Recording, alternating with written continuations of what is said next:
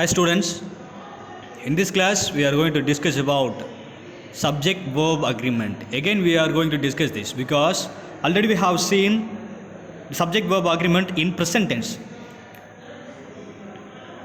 Now we see agreement of the pronoun in the past and future tenses. Past and future tenses எந்தெந்த subject எந்தெந்த verb use பண்ண போகிறோம் அப்படின்றத பார்க்கலாம். With the exception of the B forms. B form தவிர all the main verbs remains the same for all the persons in the past tense. Past tenseக்கு main verbs எல்லா சப்ஜெக்ட்டுக்கும் எல்லாமே தான் வரும்.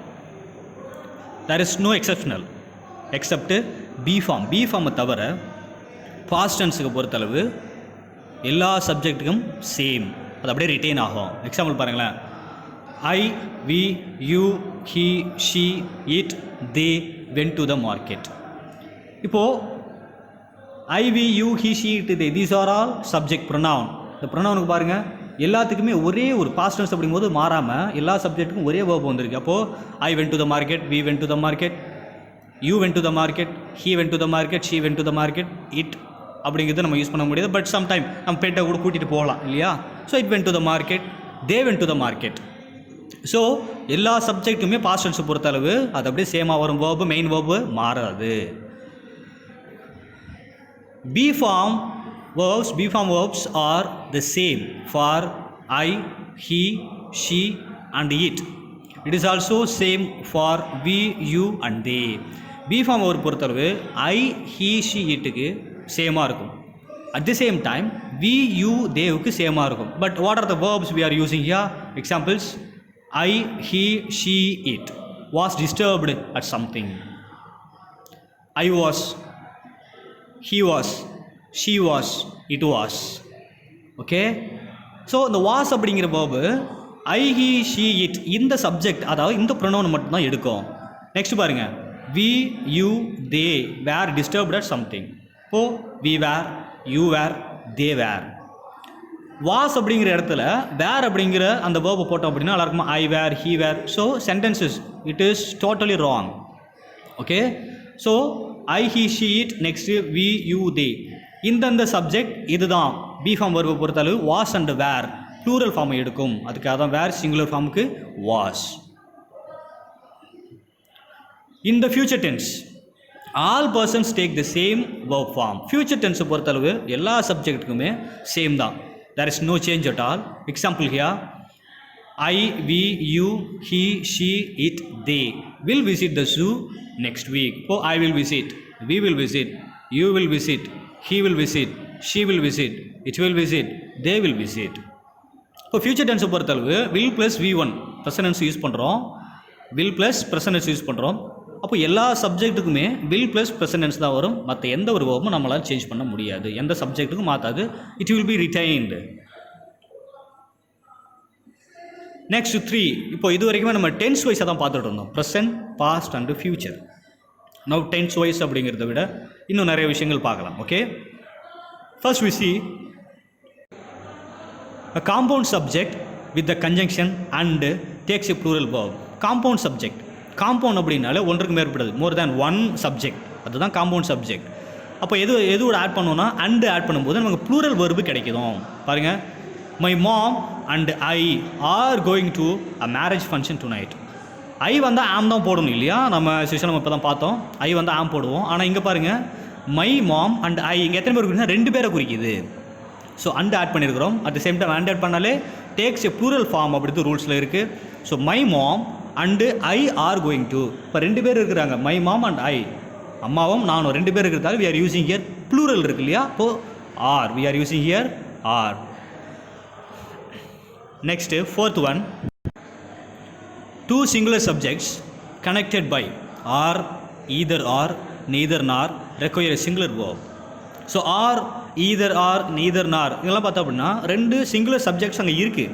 Okay, but at the same time we have to take singular verb also.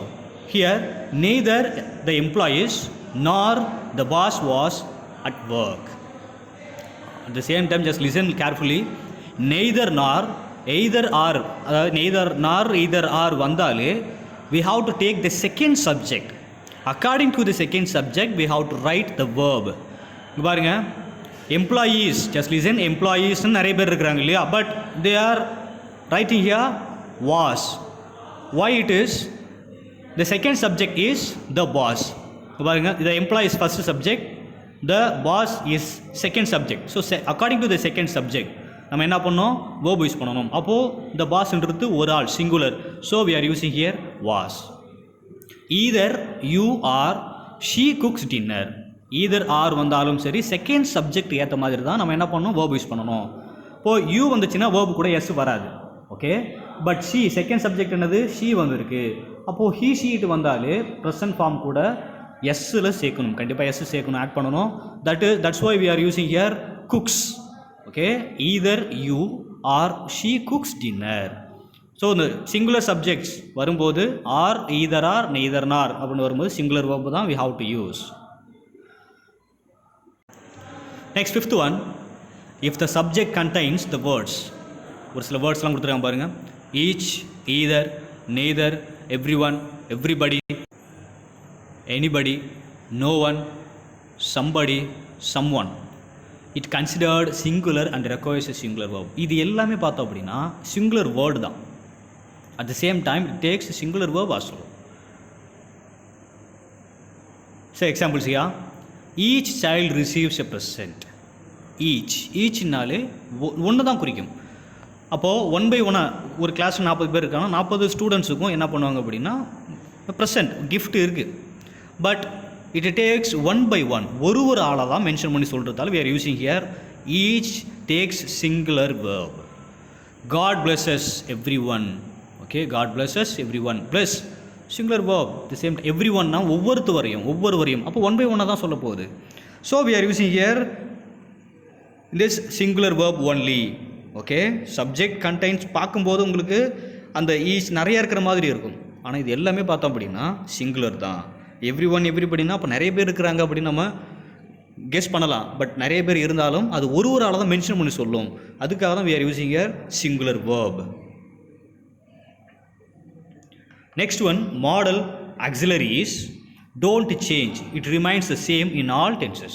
modal auxiliaries எப்பவும் மாறாது, எல்லா சப்ஜெக்ட்டுக்குமே same தான். அது even present or past whatever it may be. Examples yeah, I, we, you, he, she, it, they should treat everyone equally. இப்போ எவ்வளோ இதெல்லாம், I should treat, we should treat, you should treat, he should treat, she should treat, it should treat, they should treat. So இதெல்லாம் பார்த்தோம் அப்படின்னா எல்லா சப்ஜெக்ட்டுக்குமே auxiliary verbs என்னைக்கும் மாறாது, same. இங்கே என்ன பார்த்தோம் அப்படின்னா அது அடுத்தது second one, I, we, you, he, she, it, they may have a honest personality. may also modal auxiliary. இங்கே மேலே should modal auxiliary. இப்போ modal auxiliary அப்படிங்கிறது எந்த சப்ஜெக்ட் வந்தாலும் சரி modal auxiliaries don't change, மாறவே மாறாது. it will be retained the same, அது அப்படியே வரும். Okay students, thank you.